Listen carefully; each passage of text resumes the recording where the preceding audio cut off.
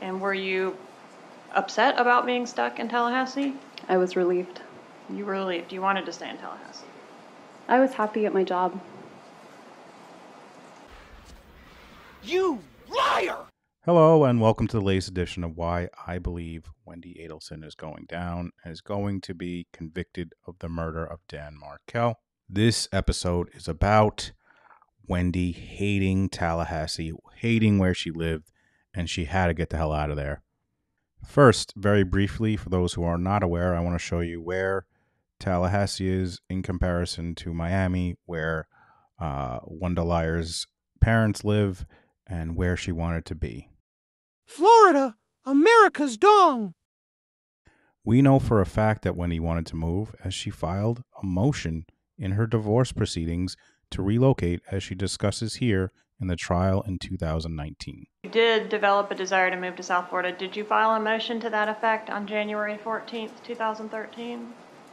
That sounds, I did file a motion. I don't remember the exact date. Okay. But that sounds about right. All right. And in that motion, did you make some allegations that Mr. Markel was making things difficult for you at work? I did. Okay. And was that motion granted or denied? That motion was denied. All right. Denied with prejudice? I don't remember. Okay. If you have it, I'm happy to take a look. Okay. But in any event, you were not able to move at that time? I did not move. Was it denied with prejudice? I can't remember. But if you have it, we could take a look at it. Of course it was denied, you idiot. And of course you know it was denied with prejudice. But she just can't admit it. This dope. So let's take a listen to what she says about the chances of winning this motion in the 2023 trial of Charlie Chuckles Adelson. Okay, and that's the filing in reference to your motion for relocation? Yes. Okay, and did you file this motion with the intent to not be successful? I'm sorry, I don't understand the question. It's been suggested that you never thought that was going to be successful, did you? I thought there was a small chance that it would be successful, but not very likely, no. Okay. I'm sorry, I don't understand the question.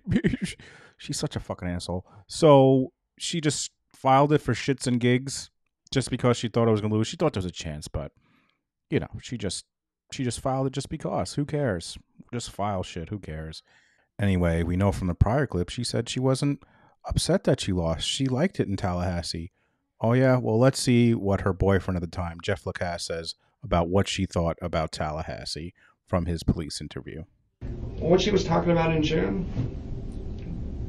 relocation to Miami, how terrible it was to be stuck in Tallahassee, crying like I got stuck here, I didn't choose this, I can't stand it. And she talked about the fact that the only way she could ever relocate is if something happened to Danny. Now, did she actually say that? Yeah, she did. Yeah, but it was, because I was saying, hey, we're about to like get serious here. Are you going to be here? Because she hated it so much. I need to know what's going to happen. And she's like, well, the only way let me give you the context. The only way I could leave is if something happened to Danny. But if that did happen, that would be a tough decision. I would probably need to go back to Miami to be with my parents. So that scenario came from her, but it was a response to a question from me. So, I mean, I guess I need to be fair about that one. Sure. But it was, and it's true, right? I mean, it was. I asked if Danny might move with her. She said she would not be willing to do that. But she was talking about that. She would not be willing to do that? No, she didn't. Well, Danny had job offers from all over the country constantly. She didn't want to go to Houston or St. Louis or things like that.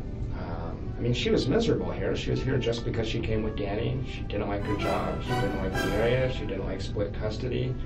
I don't know that people knew how upset she was. Now, who are you going to believe? Jeff or Wendy?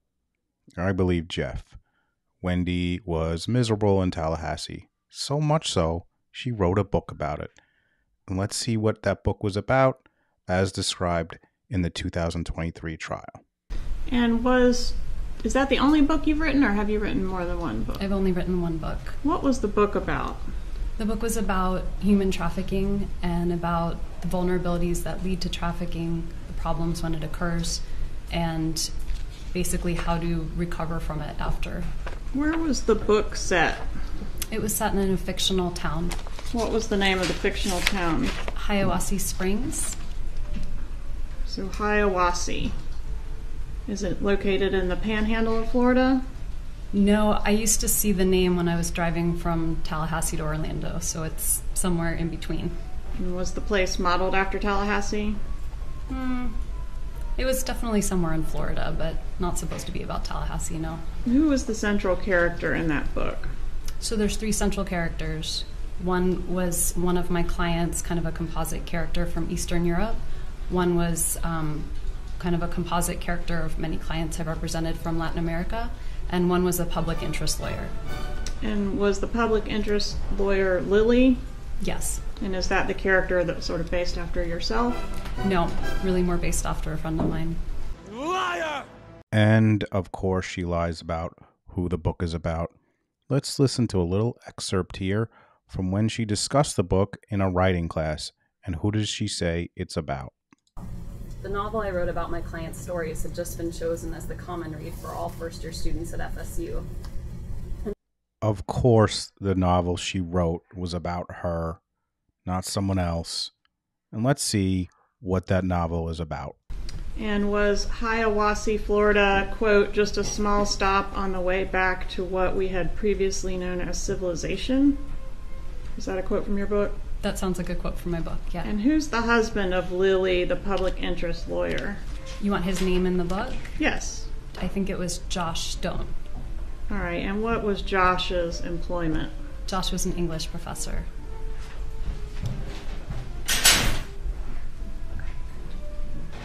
I'm sorry, what was your answer? Josh was an English professor. A professor, where did he teach? It's been a while. I wrote the book over 10 years ago. I don't remember what I named the university in the North story. Florida State University? That sounds right. NFSU? And FSU sounds right, yeah. All right, and in the book, does Lily lament, quote, we moved to this godforsaken place for Josh's career? Yes, that sounds like a line Lily would say. So I think we've established that Wendy hated Tallahassee. And where did she move after Dan was murdered? She moved to South Florida, Miami. And who did she move in with? You guessed it, Grandma Gotti, as she describes here. So, Can you describe the relationship that your mom has with your boys?